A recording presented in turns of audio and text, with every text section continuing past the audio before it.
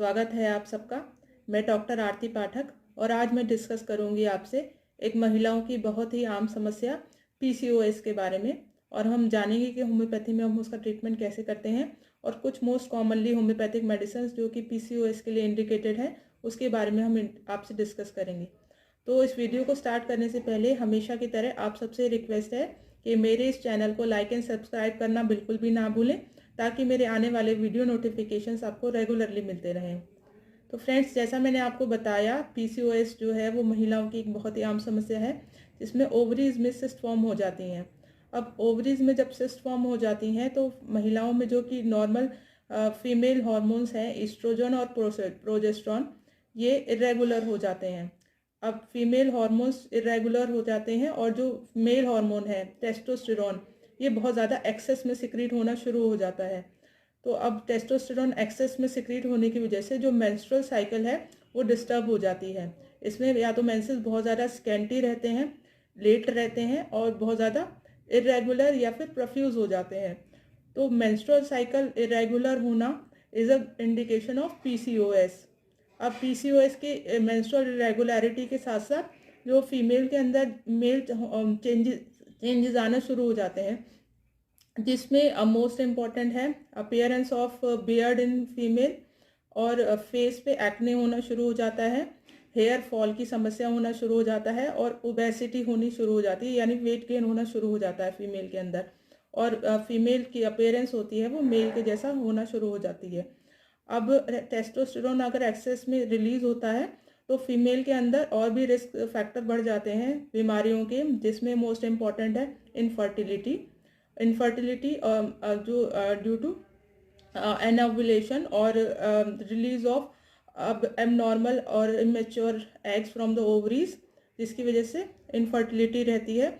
और अगर फीमेल को कंसीव हो जाता है तो बहुत जल्दी अर्ली फेज में उसको अबॉर्शन हो जाता है या फिर प्री मैच्योर डिलीवरी के जो है वो चांसेस रहते हैं फीमेल को।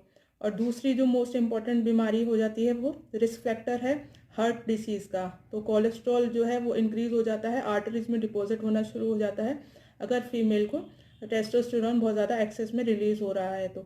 और दूसरी प्रॉब्लम है डायबिटीज़। तो डायबिटीज़ और infertility and heart disease is the risk factor of PCOS.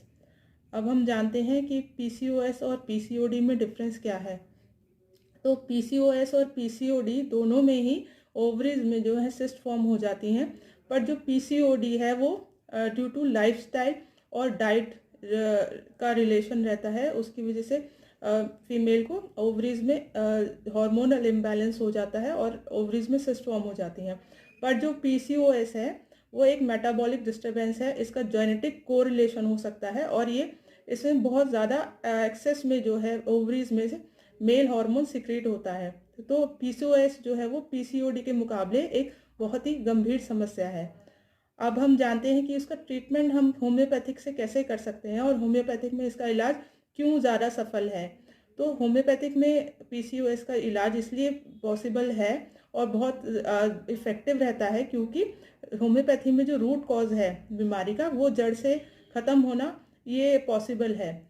और जो कन्वेंशनल मोड ऑफ ट्रीटमेंट है वो एक पैलिएटिव की तरह रहता है, यानी कि हार्मोनल आपको पिल्स दी जाती हैं, तो आपको जो है एक्सटर्नल जो है वो हार्मोन्स की वजह से आपको जो रेगुलेट करने की कोशिश की जाती है, जो कि जब तक आप मेडिसिन लेते रहेंगे तो फिर मेंसेस आ जाते हैं, पर मेंसेस जो है वो इरेगुलर ही रहते हैं और नॉर्मल जो साइकिल होती है वो अटेन नहीं हो पाती है, नॉर्मल जो हार्मोनल लेवल है वो अटेन नहीं हो पाता। पर इन कंपैरिजन होम्योपैथी में जो है नॉर्मल जो हार्मोनल और मेंस्ट्रुअल साइकिल जो है वो बैलेंस हो जाती है और होम्योपैथिक मेडिसिन जो है रूट कॉज को ख़त्म करती हैं। तो इसलिए होम्योपैथिक मेडिसिन बहुत ज़्यादा इफेक्टिव है पीसीओएस को ट्रीट करने में। अब हम जानते हैं कि कौन सी होम्योपैथिक मेडिसिन हैं जो कि पीसीओएस के लिए बहुत ज़्यादा इफेक्टिव हैं। तो अब इसमें सबसे जो टॉप रेमेडी है वो है Apis mellifica. Apis mellifica affect करती है राइट ओवरीज को। तो इसके इंडिकेशन क्या है? Pain in the right ovaries and stinging burning pains, these are the indication of apis mellifica. अब नेक्स्ट मेडिसिन आ जाती है पल्सेटिला। तो पल्सेटिला जो है एक फीमेल रेमेडी है, ये महिलाओं की बहुत सारी समस्याओं को ट्रीट करती है। अब इसमें पल्सेटिला का इंडिकेशन क्या होगा? लेट और स्कैंटी मेंसेस ये पल्सिटिला का एक गुड इंडिकेशन है। इसके साथ साथ पल्सिटिला का जो फीमेल का कॉन्स्टिट्यूशन है, वीपिंग, माइल्ड, जेंटल, तो ये सारी चीज़ें इंपॉर्टेंट हैं कॉन्स्टिट्यूशनली। और जो थर्स्टलेसनेस है फीमेल के अंदर, ये एक पल्सिटिला का गुड इंडिकेशन है। नेक्स्ट हम आते हैं मेडिसिन, जो कि एक इम्पॉर्टेंट मेडिसिन है पीसीओएस की, वो है कोलोसिंथ। अब कोलोसिंथ में जो पेन है, pen during the time of menses, ये बहुत ज़्यादा इम्पॉर्टेंट है। इसमें सिस्ट होती है ब्रॉड लिगामेंट में ऑफ द ओवरीज। अब इसमें राउंड राउंड होती हैं सिस्ट, जो शेप है वो राउंड सिस्ट है। और जो पेन है बहुत ज़्यादा पेनफुलनेस है, और पेन इज़ अमेलियोरेटेड बाय प्रेशर। तो अगर ये सिम्टम्स हैं तो colocynth is a good remedy for PCOS. अब नेक्स्ट मेडिसिन आती है सीपिया। तो सीपिया भी एक बहुत ही इम्पॉर्टेंट मेडिसिन है पीसीओएस को ट्रीट करने के लिए, पर ये क्रॉनिक केसेस के लिए है, इम्पॉर्टेंट है। तो इसमें हार्ड हो जाएंगे, ओवरीज जो है इंड्यूरेटेड हो जाएंगी।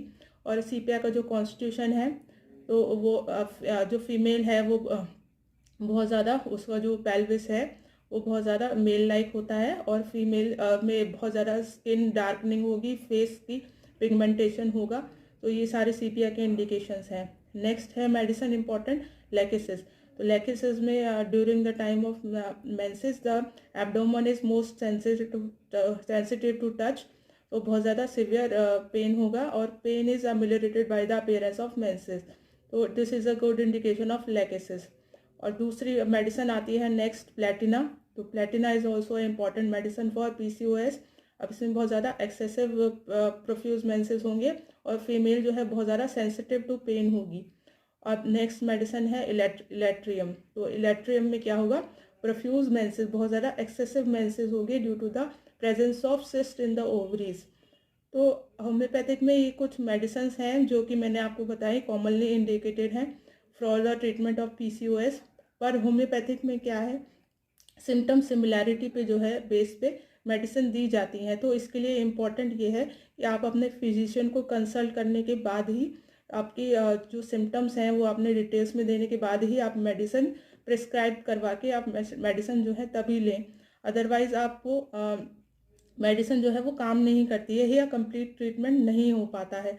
तो इसीलिए इम्पॉर्टेंट यही है कि आप अपने डॉक्टर को कंसल्ट करने के बाद ही मेडिसिन लें, ताकि आपको रिजल्ट पूरा इफ़ेक्टिव मिले और आपका कंप्लीट क्योर हो सके। तो अगर ये आपको मेरी जानकारी अच्छी लगी हो तो मेरे इस चैनल को लाइक एंड सब्सक्राइब करिए, और मेरे कमेंट बॉक्स में और मेरे कमेंट बॉक्स में ज़रूर लिख के भेजिए। तो friends, thanks for watching. Thank you very much. Bye, take care.